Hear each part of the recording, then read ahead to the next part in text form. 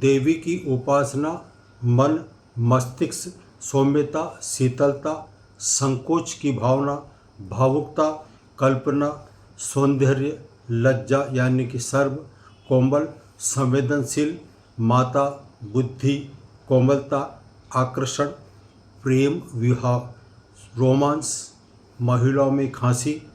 जी हाँ, आज हम बात कर रहे हैं चंद्रमा के बारे में। मैं ओम प्रकाश शर्मा ज्योतिष एकाग्र चैनल से आप सभी का हार्दिक स्वागत, हार्दिक अभिनंदन करता हूँ। जन्म कुंडली खुद देखना सीखें, इस सीरीज के अंतर्गत पिछले वीडियो में मैंने सूर्य के बारे में आपको जानकारी दी। आज मैं आपके सामने चंद्रमा के रहस्य, जो कि जन्म पत्रिका देखने के लिए बहुत ही महत्वपूर्ण माना जाता है, सूर्य में। अभी इसका मैं बहुत ही सरल तरीके से उदाहरण सहित बताऊंगा। आप इस वीडियो को पूरा देखें, बहुत ही सरल तरीके से आपको एक बार वीडियो देखने पे समझ में आ जाएगा कि चंद्रमा हमारे जन्म कुंडली में क्या महत्व रखता है। तो पहले मैं सूर्य के साथ चंद्रमा की तुलना करता हूं, तो आपको बड़ी आसानी होगी। सूर्य को, जैसा कि हमने पिछले वीडियो में बताया था कि सूर्य एक राजा माना गया है 9 ग्रहों में, तो दूसरे नंबर पर जो चंद्रमा है, उस चंद्रमा को हमने रानी के नाम से माना जाता है। यानी कि सूर्य पुरुष है तो चंद्रमा रानी है, तो रानी का मतलब वो स्त्री वर्ग में आता है। सूर्य एक क्षत्रिय जाति में आता है, तो चंद्रमा एक वैश्य यानी कि व्यापार करने वाला चतुर वैश्य जो माना है, वो चंद्रमा को दिया गया है। सूर्य धातु के रूप में यदि हम मानते हैं तो इसको गोल्ड के नाम से जानते हैं। इसी तरह से चंद्रमा है यह रजत यानी कि चांदी कारक माना गया है। सूर्य पिछले हमने वीडियो में हमारे ज्योतिष शास्त्र के अनुसार पिता का कारक मानते हैं, तो चंद्रमा माँ का कारक माना गया है। सूर्य पूर्व दिशा में उदय होता है, तो सूर्य पूर्व दिशा का स्वामी माना गया है। ठीक इसके विपरीत चंद्रमा है, ये पश्चिम दिशा का कारक माना गया है। सूर्य से हम एक डॉक्टर कैसे बनता है जन्म कुंडली में, आप बड़ी आसानी से जान सकते हैं, यानी कि चिकित्सक बन सकता है। तो ठीक इसी तरह से चंद्रमा का महत्व है, मेडिकल से संबंधित है।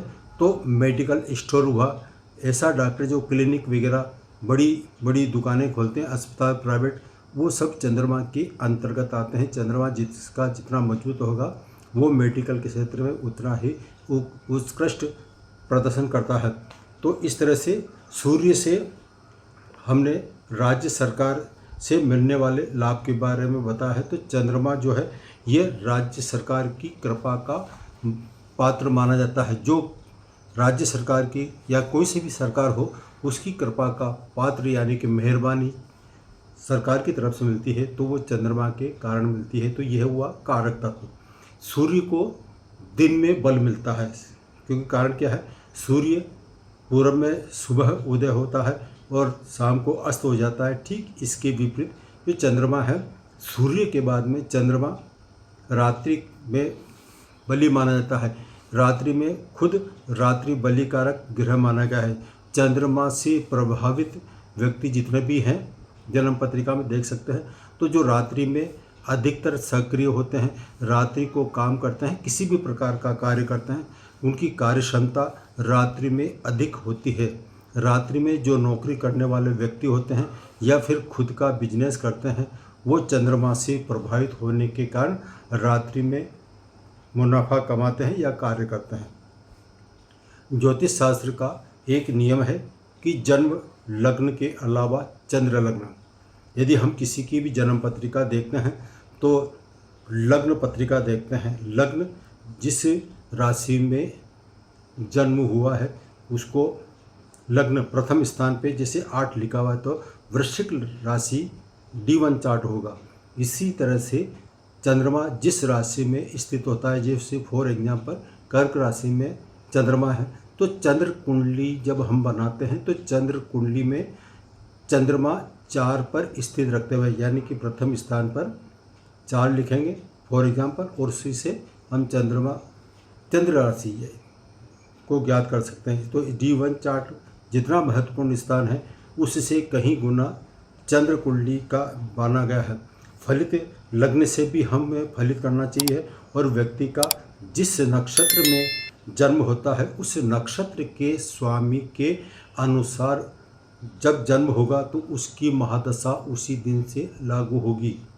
जैसे फॉर एग्जाम्पल उत्तरा फाल्गुनी नक्षत्र में किसी का जन्म हुआ है तो उत्तरा फाल्गुनी के चरण देखने पड़ते हैं तो वो सिंह राशि, लगभग सिंह राशि आती है। इसी तरह से रोहिणी नक्षत्र में किसी का जन्म होता है तो रोहिणी नक्षत्र में चंद्र राशि आती है। तो इनके उसी स्वामी के अनुसार उसका महादशा प्रारंभ हो जाती है जन्म काल से ही। ठीक इसी प्रकार से जिस राशि नक्षत्र होगा उस राशि का स्वामी उसी से हम ज्ञात कर सकते हैं। तो यह D1 चार्ट का और के साथ ही चंद्र कुंडली का भी अत्यंत बड़ा महत्व है। राशि स्वामी की गणना हम नक्षत्र के अनुसार ही करते हैं। चंद्रमा जन्म कुंडली के जिस स्थान पर स्थित होता है उसी के अनुसार व्यक्ति का मन उसी में ज़्यादा लगता है। जैसे किसी की जन्म पत्रिका में चंद्रमा दूसरे स्थान पर है तो दूसरा स्थान हम धन लाभ के नाम से जानते हैं, बैंक बैलेंस के नाम से जानते हैं, परिवार कुटुंब से मानते हैं। तो ऐसे में जिसका चंद्रमा दूसरे स्थान पर होगा तो वो चंद्रमा उसका मन उसी से प्रभावित होगा। उसकी वाणी अधिक बोलने वाला हो सकता है, भोजन ज़्यादा करने वाला हो सकता है, भोजन प्रिय हो सकता है, अपने परिवार की तरफ ज़्यादा लगाव हो सकता है, या फिर धन लाभ के कमाने में उसका ध्यान लगा रहता है। तो चंद्रमा का इस तरह से महत्व। तो चंद्रमा जन्म पत्रिका के जिस स्थान पर स्थित होगा उसी के अनुसार चंद्रमा मन का कारक माना गया है। तो उसका मन उसी तरह से भटकता रहता है। जैसे चंद्रमा 11वें स्थान पर D1 चार्ट यानी लग्न चार्ट में 11वें स्थान पर चंद्रमा है तो उसका मन अनेक इच्छाओं मनोकामना पूर्ति के लिए लगा रहेगा कि मेरी ये इच्छा है फला, उसकी इच्छाएं कभी पूरी नहीं होती है। सभी प्रकार के जो भी शुभ मुहूर्त हैं, अब ये शुभ मुहूर्त जो है ये मुहूर्त शास्त्र के अनुसार है। तो शुभ मुहूर्त जितने भी हम देखते हैं उसमें चंद्र का बड़ा ही महत्व है। चंद्रमा के बिना मुहूर्त शास्त्र एकदम अधूरा ज्ञान हो सकता है। चंद्रमा सारे 9 ग्रहों में सबसे तेज गति से चलने वाला, यानी कि 2.25 दिन चलता है, लगभग 2.25 दिन से 2.5 दिन भी हो सकता है। तो 2.25 दिन फास्ट गति से चलने वाला चंद्रमा है।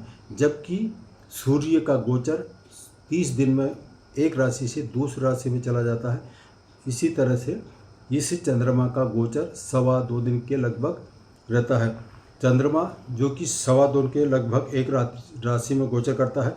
चंद्रमा स्त्री ग्रह है। चंद्रमा के अलावा शुक्र भी स्त्री ग्रह माना गया है, लेकिन दोनों में भेद है। चंद्रमा से हम स्त्री ग्रह जो है उससे हम मानते हैं यह माँ का कारक है। तो ऐसी महिलाएं माँ के समान जितनी भी महिलाएं हैं वो चंद्रमा से देखी जाती है। ठीक इसके विपरीत शुक्र ग्रह को भी स्त्री ग्रह माना गया है। तो शुक्र ग्रह से हम पत्नी कारक माना गया है। और अनेक जितने भी प्रकार की उसमें चंद्रमा से तो माँ समाना है। और इसमें शुक्र में जो गण पत्नी बन सकती है वो स्त्री जो किसी की पत्नी है उसका रूप अलग माना जाएगा। स्त्री के दोनों में भिन्नता है। चंद्रमा माँ का कारक है। खुद की पत्नी वो शुक्र होगा और खुद की माँ वो चंद्रमा होगा। इस तरह से हम चंद्रमा से हम ज्ञात कर सकते हैं। चंद्रमा से अब जैसे सूर्य है वो मेष राशि में उच्च का कहलाता है। तो चंद्रमा मेष से बाद में आती है वृषभ राशि। तो चंद्रमा वृषभ राशि में उच्च का कहलाएगा। और सूर्य तुला राशि में नीच का हो जाता है। तो तुला के बाद में वृश्चिक आती है। तो वृश्चिक राशि में चंद्रमा नीच का माना जाता है। सूर्य जो है सिंह राशि में उसका स्वामित्व है।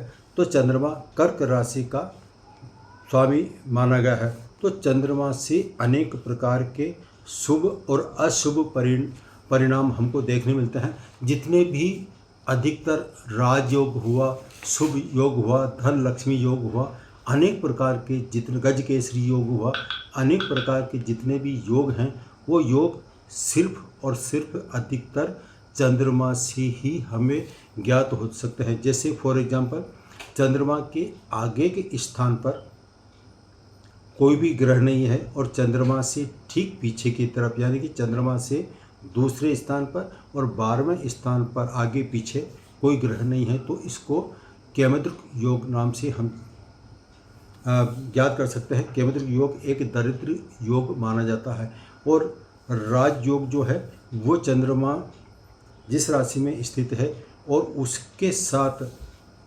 अन्य शुभ ग्रहों का संबंध अलग अलग शुभ परिणाम देता है। तो आज हमने चंद्रमा के बारे में जानकारी प्राप्त करी। हाँ ठीक, एक और बताता हूँ, जिसका चंद्रमा कमज़ोर होगा तो उसकी याददाश्त कमज़ोर होती है। कमज़ोर होने के कारण वो कोई भी काम करता है तो उसको चेक कर दोबारा करता है कि मैंने ऐसा काम किया या नहीं किया। जैसे घर से वो निकला और मेन गेट पर ताला लगाया तो थोड़ी देर बाद में ही उसके विचार आएगा कि मैंने ताला भी लगाया नहीं लगाया, वापस लौट के आएगा। बाइक है वो कहीं सवार हो रहा है, लॉक किया, फिर थोड़ा दिमाग में आता है कि मैंने इसको लॉक किया या नहीं किया। तो इस तरह से चंद्रमा जो है यदि किसी का कमज़ोर है तो उसकी याददाश्त कमज़ोर हो सकती है। वो कोई भी कार्य मन में शंका होती है कि मैंने कार्य किया या नहीं किया।